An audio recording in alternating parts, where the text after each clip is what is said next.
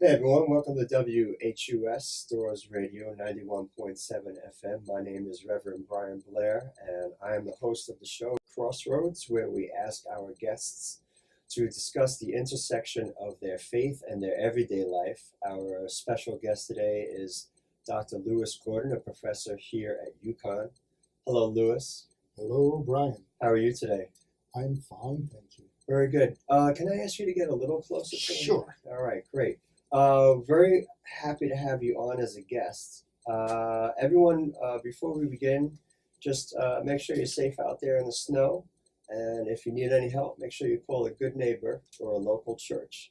I am the Reverend Brian Blair. I'm the priest at St. Mark's Episcopal Chapel here on the campus of UConn and Stores. And this is Crossroads. Lewis, it's great to have you on. It's a delight to be here. Can you please tell us what you do here at UConn? I teach in the philosophy department, and I hold affiliations in Asian and Asian American studies, Jewish studies, El Instituto for Caribbean and Latinx studies, and international studies. And so, as a professor here, what are you teaching right now? Right now, I'm teaching a doctoral seminar entitled Alienation and Freedom, in which we go through the writings of the well-known philosopher and psychiatrist Frantz Fanon. He was a revolutionary of the 20th century.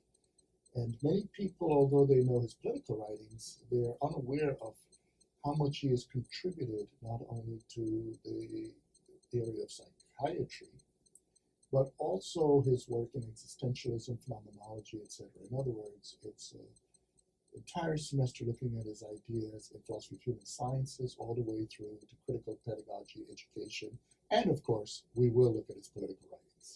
You know, what occurs to me is you're doing a whole class on one individual.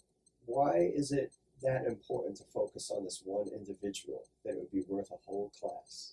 Because this is a much misunderstood individual. If you look in a lot of the literature, when you say the name Frantz Fanon, the first thing people start talking about is violence. When in fact Frantz Fanon was a person who hated violence.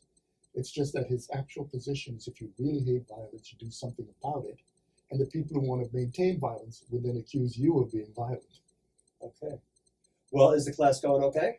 The class is going great. It's a wonderful community. I was saying last week, we had a filmmaker, Rico Spate, who was doing a film called Rediscovering Film.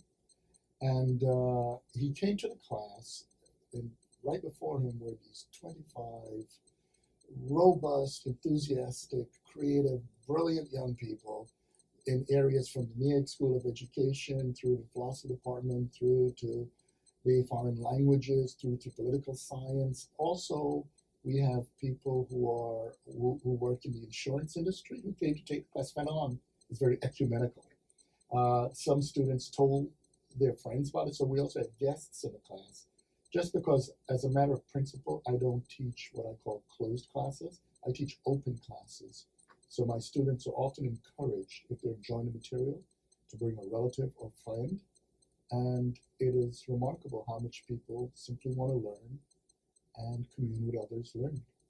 I want to get to your career, if you will, as a high school teacher in a minute, where I kind of hear a theme emerging. But before I get to that, the show is about the intersection of one's faith life and their everyday life. You gave us a little bit about what you do here in your everyday life, if you will. How would you describe yourself as a person of faith? I'm a Jew. Short and quick, there you go. To the point. And when you say you're a Jew, it's funny what people think about.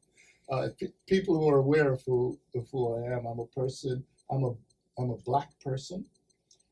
But that doesn't really say much because black people also, particularly in the New World, are very mixed people. I'm a black person who is of Tamil ancestry. My paternal grandmother is Chinese.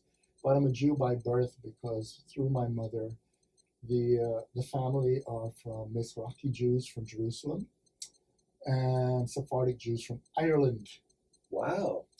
And so those combinations played a crucial role. The way, though, I was born in the island of Jamaica, and the way we lived being Jews, we didn't live it as separated as the way many U.S. Jews, many people in the U.S. think of their identity. In other words, the world I live in, I grew up in, and the world I live in today, for us, if you really have to separate it, there's a form of ethical rupture. So for me, as a child, there's so many things we were doing that I had no clue were things that in this country would be called Jewish, because we didn't separate it to say, okay, now this is the religious time to be Jewish. It was simply part of how we treat each other, how we treat people, how we think about things. And anybody who knows anything about Judaism knows the other thing you got to do is argue a lot. Because it is actually part of being Jewish Sure. to question your faith. You need to know why you're doing what you're doing. Everything is midrash. Oh yeah, and you go through this in a variety of ways, because what you learn about Judaism, not about being a Jew. You can be a Jew and not know anything about Judaism. But what you learn about Judaism is that it's an immense responsibility, not simply for what we call mitzvot or commandments or responsibilities, but literally the very idea of responsibility. So for me, one of the most moving aspects of Jewish life is when I go to a bar mitzvah or a bat mitzvah service, a celebration. And one of the reasons is there's something about a child carrying Torah that, and when one thinks about the implications of carrying the words of God. Now, again, people could dispute all kinds of issues, but the main point is what it signifies. God signifies the infinite. So for a child to take on the burden of carrying the infinite could be crushing. And so it represents an extraordinary level of human fortitude and existential commitment to take on that task. So that's, for me, one of the beautiful aspects of Judaism. And another one is a little more complicated because, again, although I am Jewish, as you know, this point about arguing means that we question a lot of things. And there are periods where a lot of things about American-style Judaism, the way Rabbinic Judaism is practiced here, from Orthodox to Reconstruction, you name it. It struck me that it really exemplified something that a friend of mine used to say. She's a radical political activist, and she used to say, "I don't go to synagogue because I believe in God." And people would be shocked to hear that. But what she meant is the ethical responsibility of God. If you start being if you fetishize the text, you fail to see God. And one of the things that moved me, that changed my mind about Rabbinic Judaism was when I became very active, for more than now, I'm in my third decade of activism around these issues, around Jewish issues, particularly on Jewish diversity. It meant I had to do what I do with anything I'm active with, which is I do my homework. And so for me, that meant not simply talking about the Judaism I know, but I want to learn about other people's interpretations of Judaism. And that meant I had to steep myself more in the variety of rabbinic approaches. And what moved me profoundly was the rabbinic Jewish position on death. And that's because this a lot of people don't know. That today, if you go to a Jewish funeral, you see a very modest box. It should be kosher, it could be pine. There are all kinds of basic things. The person just wrapped in a shroud. You cut some of the fringes on the talit. It's very modest. Well, in the past, it was a lot like these bar mitzvah celebrations. People were outdoing each other who can get the most lavish funeral. And it got so expensive that when some people's relative died, they would move and just leave the body. And so the rabbis got together and argued this lacked dignity, and that people deserve dignity in death as well as life. And so it was agreed upon. It doesn't matter how wealthy you are or how poor you are, you will be afforded the same dignity in death. And that, to me, is one of the most profound testaments to the ethical life of Judaism. It's something that's so beautiful that even if I weren't a Jew, I can understand. It would move me. Whether I were Hindu, Muslim, you name it. It's something to me that really represents having the priorities right. So with what I do as an Episcopal priest, I talk to people about religion fairly frequently. And what I find very interesting about how you talk about Judaism is the first two things that you went to are places where you find it to be a beautiful religion. I think that's wonderful. I also, what comes to mind is you, of course, teach on and write on aesthetics. Mhm. So, can you tell us a little bit about your teaching and your writing on aesthetics? And is there some sort of a crossover between the two that I sense? Yeah, I don't separate the different facets of my life and thought. As a musician, as a teacher, as a philosopher, as you name all of them, for me, there's no separation. I wrote a piece recently called Black Aesthetics, Hmm. and it's entitled Black Life, Black Value. And what I articulate in that piece, but I've written quite a few articles on aesthetics and music, etc. But what my position is that too many people, when they look at aesthetics, the study of art and beauty, etc., is they tend to treat that aspect of the human condition as ancillary or secondary.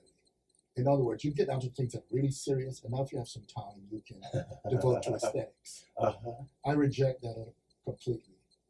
Aesthetics, as I argue it, is the articulation of human modes of life.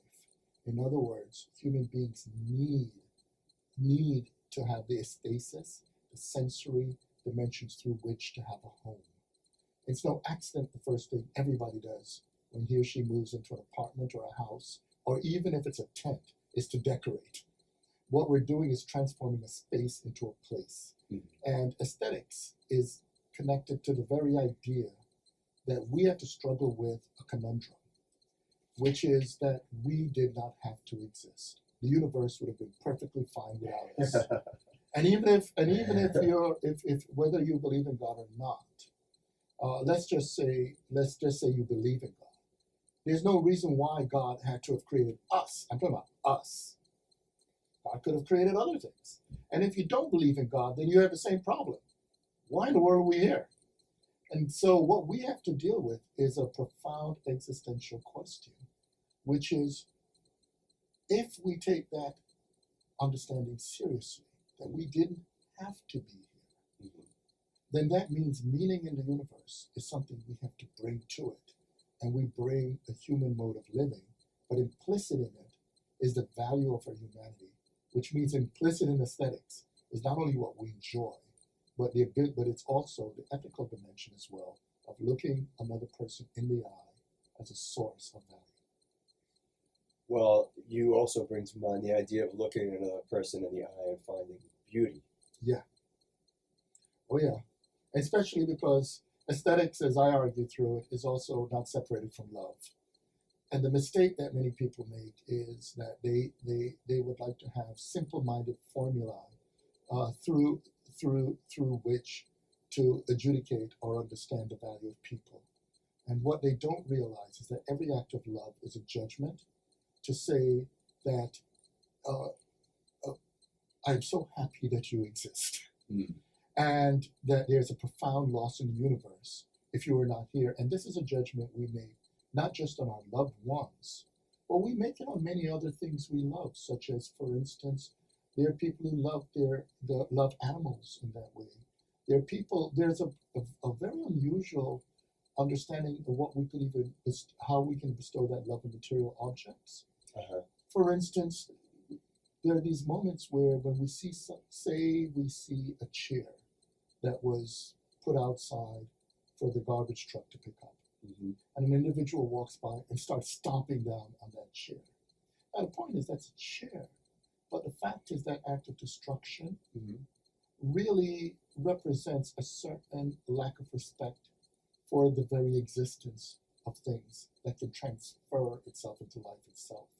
In other words, we're able to project on that chair that if it had a point of view, it deserves dignity. And the fact that we don't know if it has a point of view, does not give us the right to defile it. You bring up an interesting idea for our day and age where things are so disposable. Yeah. How do you reconcile your feelings around beauty and love in an age where everything is disposable? I wrote an essay many years ago called Irreplaceability. Huh. It's connected to my remark about we didn't have to be here. Mm. We live in a world simultaneously in which we could always uh, project onto something that something else can function for it, yet at the same time, we can actually invest in something, its irreplaceability. When it comes to our relationships with others, such as love, one example of this is many, many years ago when my best friend from one of my best friends from childhood had died in a terrible, terrible series of events. And she was not Jewish, she was Catholic. I was part of the processional, the pallbearers. And when we put his corpse into his casket into the ground, I was in tears. And this woman came up to me and said, "Don't worry, you'll have other friends." Really? That was someone said that to you. But you could see the whole point. Of course, you'll have other friends. The point of love is this one. Mm-hmm. Even if somebody could function in a certain relationship to you, this individual is irreplaceable. And that's the point. There are all of these exercises about functions that fail to understand what it is to live in a world in which, in the act of love, we're talking about relationships that bring justification to an existence, under which there could be a rug that could be pulled from under us in a second and erase all kinds of value that leave radically in our hands the responsibility for those values, which goes back to the metaphor I was saying about carrying Torah. Although I use Torah as the example, it could be many others. It's the metaphor for Christians in bearing the cross. It's the metaphor in many things, even as simple as sitting down and holding the memory of a loved one by putting a few grains of rice on an altar to say, "I love you." You are talking about the notion of meaning, and you're a Jew, and you're talking about Torah. How do you reconcile the idea of reading scripture and the notion of meaning making and myth? One of the first thing I have to say about myth is Jane Gordon, my wife Jane Gordon, and I have written quite a bit on myth. And the main mistake people make is they immediately move from the notion of myth to the notion of fiction and falsehood. And they have it all wrong. The point about myth is about meaning. And what meaning is linked to the way I talked about aesthetics. So for instance, although someone may give you a place in which to stay, if that place lacks meaning, even though you may have food, shelter, and everything, there's a reason why people who may seem to have everything commit suicide. Because they could be in a space that's materially taking care of them, but it lacks meaning. Myth is about what makes your world livable. And within that framework, the mistake people make is to read scriptures or to read sacred texts in societies as black letter text, as statements of a series of facts. The purpose of sacred texts is to develop a relationship with what transcends you. So their purpose is to have a relationship to the meaning. It's to the question of meaning, but it's also a practice of also bringing us in touch with humility. Because when you read sacred text, the thing you're supposed to learn from sacred text is that you are not a god. You are not God. And one of the dangers, especially the President of the United States at the moment and a group of his allies, is they're forgetting they're not gods, they're people. And life is such that they face their limits as everyone else does. The thing, of course, is first not to go to the other extreme, to think because of our limits that we are worth less. Mm-hmm. In many ways, our limits bring to the fore the profound responsibility we have for what we can offer, what transcends us. And this connects back to love, because I argue the radicality of love is not so much about whom you know. The radicality of love is to take responsibility for the anonymous, to take responsibility for the fact that your actions will affect people you will never know, and people who will come into the world who will never know you, but their moments of happiness, their moments of joy, and even their moments of sorrow could be connected to you in ways you will never know. Did you hear that, everybody? Love is about taking accountability for the anonymous. It's pretty good. I put that on a refrigerator magnet. Your image of the young boy or young woman who's getting bar mitzvahed or bat mitzvahed, and how you talked about how in that moment, in that act, there is the eternal.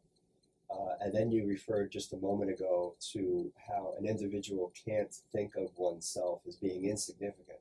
And I was imagining your description as you were telling it, that within that individual who's receiving the experience of the bar mitzvah or bat mitzvah, that individual is both not a god and yet at the same time eternal.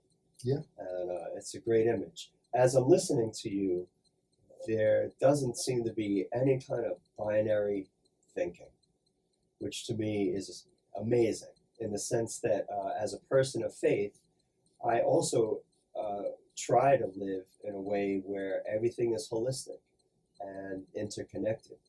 And I think it's that idea you talked about earlier of fetishizing scripture that actually is a way of binary thinking that starts to break things down into pieces rather than seeing everything as a whole, as coming from the one. This leads me to talking to you about your time as a high school teacher, because as you were talking to me about it earlier before the show, and me listening to you now, it still feels like it's all of a piece. So do you mind telling us a little bit about when you were a teacher and you started a special club or activity or program? Sure. This is in the mid 80s, Mm-hmm. 1980s. I taught at Lehman High School in New York City. In the Bronx. In the Bronx. So the Bronx in the This- 80s in New York is one Yeah, of the in safest Eastern places in area. the world, right? Oh, well, for me, I missed that New York, actually. I loved it. I loved its idiosyncrasies. I think the worst thing for New York was Giuliani. They tried to turn it into Disneyland, which is a totalitarian Well, you can't state. play in the fire hydrants in the street anymore. Right? Sure, and all the music. I mean, New York is a place that created hip hop and different kinds of jazz, salsa, the way we know it. I mean, that was a beautiful New York to live in. But the story goes this way. I was a jazz musician, and I studied philosophy and classics, all kinds of other things, and I was playing music at night and a substitute teacher by day, and I ended up becoming a social studies teacher. While I was teaching, I was enjoying myself. I did many unorthodox things, and I noticed young people just love ideas. So I had these large classes, and the principal called me in one day and said, "You need to talk to me about the attendance rate of my students." And I said, you try your best. And he said, no, you don't understand.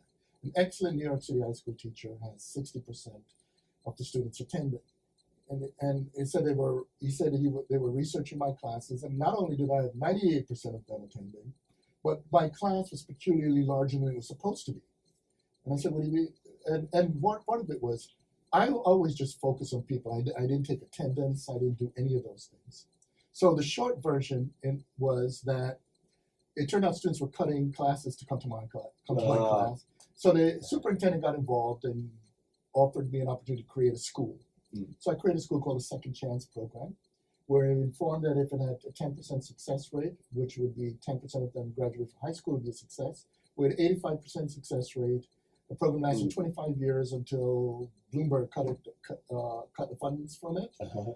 But the short of it was that experience is what led to me pursuing my doctorate. Because the short of it is I noticed something very, very unusual. You treat people like human beings, they grow. You don't, they wither. And ultimately, even though we did all kinds of creative pedagogical techniques, the fundamental thing that made that program work was the respect for the humanity of those students. In short, in the language of what we were using in the past 20 minutes or so, love. Mm-hmm. Did you enjoy your time as a teacher? Oh, I loved it. Do you feel like any of that translates into your career here at UConn as a professor? Totally. In fact, what many students say here is I'm one of the most unorthodox professors they see because they see the pedagogical style. My wife Jane too. She's a a licensed social studies teacher. And our approach is to focus more on the learning and the connection and the communication rather than doing any rote black letter type of learning. You and your wife wrote a book in 2009. Yes. What's this book? It's called Of Divine Warning, Reading Disaster in the Modern Age. It's published by Routledge. And this was a book in which we looked at the mythic, and mythic in the sense of the meaningful dimensions of disaster. Mm. And disaster, basically, we argue, produces, the word disaster just means fallen star or a sign. But a sign can make you into a sign, and a sign can continue.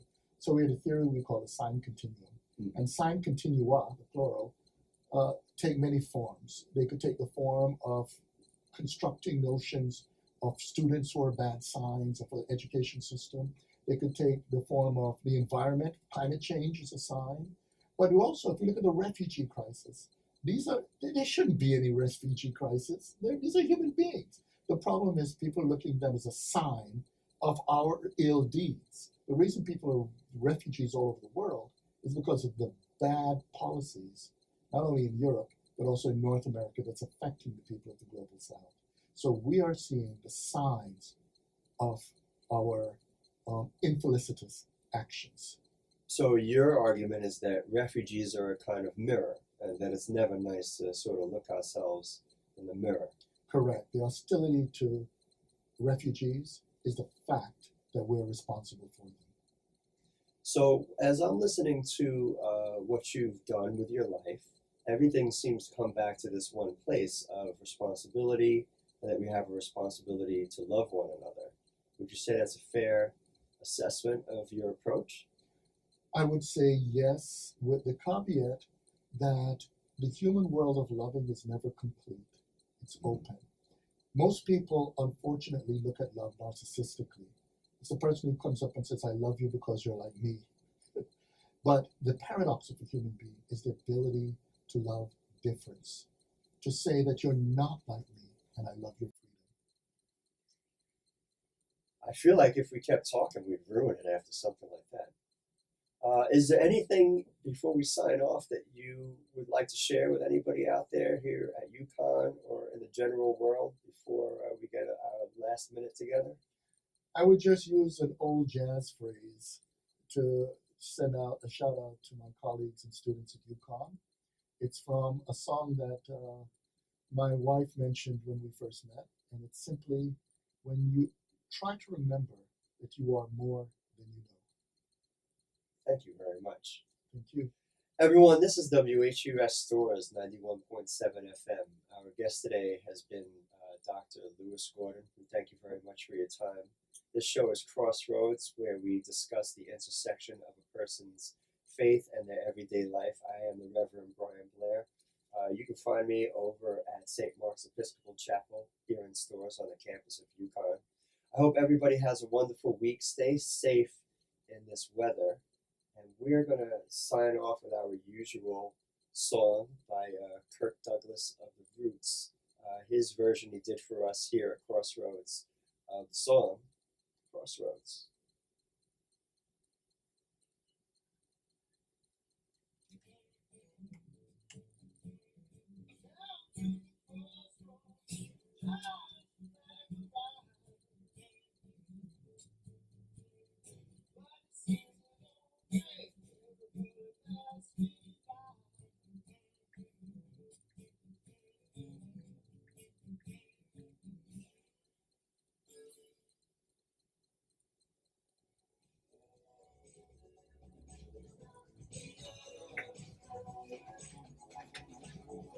Very nice.